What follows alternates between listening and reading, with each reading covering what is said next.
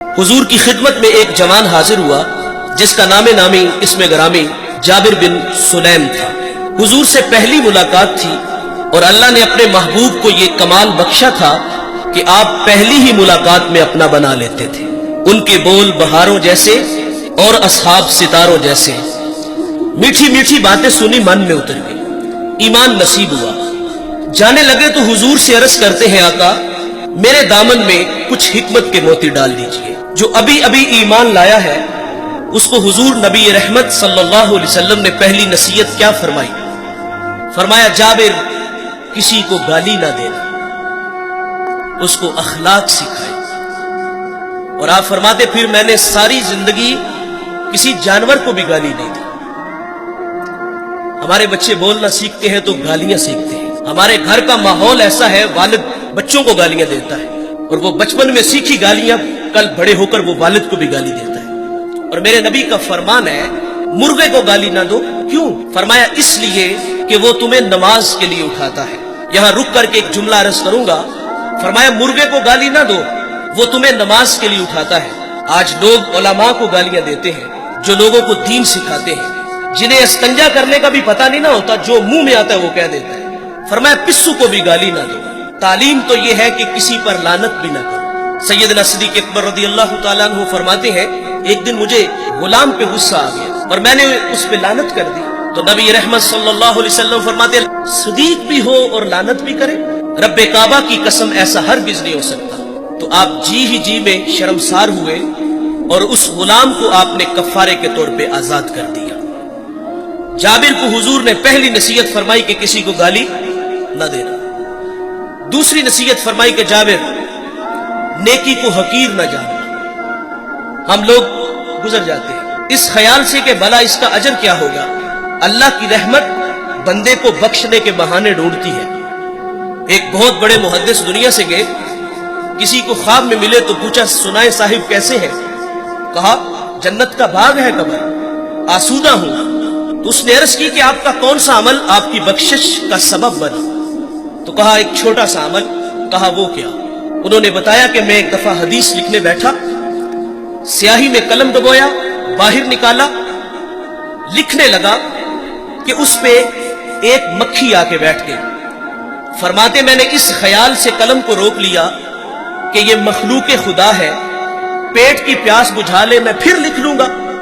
کہتے اللہ کو میری یہ ادا پسند آئی اور اللہ نے میری مغفرت فرما دی۔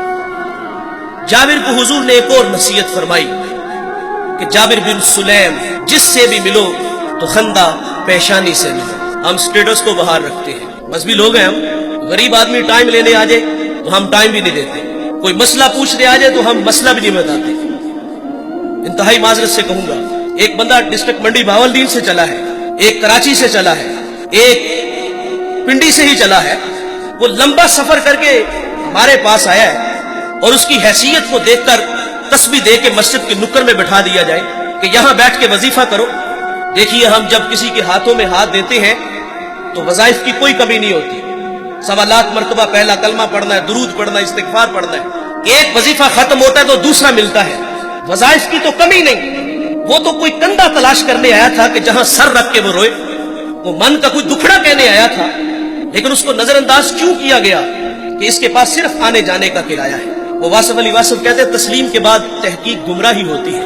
اس نے تو دل سے اپنا کہا تھا اور وہ جو ہے وہ عقیدت میں بیٹھ کے وظیفے پہ مشغول ہے، لیکن اچانک اس نے اپنی آنکھوں سے ایک منظر دیکھا کہ ایک کلف لگے کپڑوں میں آیا اور اس کے آگے پیچھے خدام ہے اور وہ سیدھا حجرے میں چلا گیا اور اندر سے آواز سنتا ہے کہ آپ کسی کے ہاں پیغام بیچ دیتے تو میں خود ہی آ جاتا۔ بتائیے اگر یہ رویے ہمارے ہوئے تو لوگوں کو دین کہاں سے ملے گا؟ اور جو باہر بیٹھ کے وظیفے میں مشغول تھا اس کے دل پہ جو نشتر اور تیر چلے اس کا مداوع کس نے کرنا تھا؟ جس سے بھی ملو تو خندہ پیشانی سے ملو۔ آپ اپنے ملازم سے اس طرح بات کیا کرو جس طرح اپنے بیٹے سے بات کرتے ہیں۔ جابر بن سلیم رضی اللہ تعالیٰ عنہ فرماتے ہیں حضور نے مجھے ایک اور نصیحت ارشاد فرمائی، جابر بن سلیم کسی کو شرمندہ نہ کرنا۔ یہ بھی اخلاق سے گری ہوئی بات ہے اور ہم قدم قدم پہ کرتے ہیں۔ دیکھیں بھائی انسان کی فطرت میں بھول جانا ہے۔ کوئی بندہ مرنے سے پہلے آ جائے ہاتھ جوڑ کے کہہ دے کہ یا اللہ آج کے بعد گناہ نہیں کروں گا، یہ اس کا وعدہ ہے، کہ جو میری چوکھٹ پہ 2 آنسو لے آتا ہے میں اس کے گناہ کو لوہے محفوظ سے مٹا دیتا ہوں. ہم تو مائل بکرم ہے کوئی سائل ہی نہیں, راہ دکھلائیں کسے کوئی رہ روے منزل ہی نہیں. جو گناہ چھوڑ دیتے ہیں عادت باری تعالیٰ ہے وہ ان کے گناہوں کو معاف کر دیتا ہے. لیکن ہمارا حال کیا ہے, اگر غلطی ہو جائے تو ہم معافی نہیں کرتے. یار مثال کے طور پہ بندہ گناہ چھوڑ کے مسجد میں ہی آنا ہے نا اس نے, تو ہم کہتے ہیں لو 100 چوہے کھا کے بلی حج نو چلی اور پائی تینوں مسجد اراکی نے بہایا, اسی اللہ نے جس اللہ نے تمہیں دکھایا ہے. کبھی ہم کہتے چور چوری چھوڑ دیتا ہے, ہیرا پھیری نہیں چھوڑتا, جوتے چرانے آئے ہو. وہ یار وہ آ گیا ہے مسجد کی آبادی کا سبب بنا ہے. اگر کسی کی پیشانی میں سجدوں کا نور ٹپک رہا ہے وہ اللہ کے گھر میں حاضر ہے, ہمیں تو خوش ہونا چاہیے تھا. لیکن ہم شرمندہ کرتے ہیں. جب اللہ معاف کر دیتا ہے تو ہمیں بھی عادت ڈالنی چاہیے. کسی کو فرمایا شرمندہ نہ کرو. نبی رحمت صلی اللہ علیہ وسلم کی اقتداء میں صحابہ نماز کے لیے کھڑے ہیں. بالکل جماعت کا ٹائم تھا کہ کسی کی ہوا خارج ہو گئی. جماعت کا وقت ہے, ظاہر ہے وہ فوری اٹھے گا اور جا کے وضو بنائے گا. جو وہاں سے نکل کر وضو کے لیے جائے گا سبکی تو محسوس کرے گا نا, شرمندہ تو ہوگا نا. لیکن دیکھیے بھائی, حضرت عبداللہ ابن عباس رضی اللہ تعالیٰ عنہ حضور سے اسی وقت عرض کرتے ہیں کہ حضور اگر اجازت ہو تو ہم سب جا کے وضو نہ کریں. اللہ اکبر. میرے نبی فرماتے ہیں بہت اچھے. وہ سارے اٹھ کے گئے اور وضو بنا کے آئے. اب کیا خبر کہ کس کی ہوا خارج ہوئی, تو شرمندگی سے بچایا.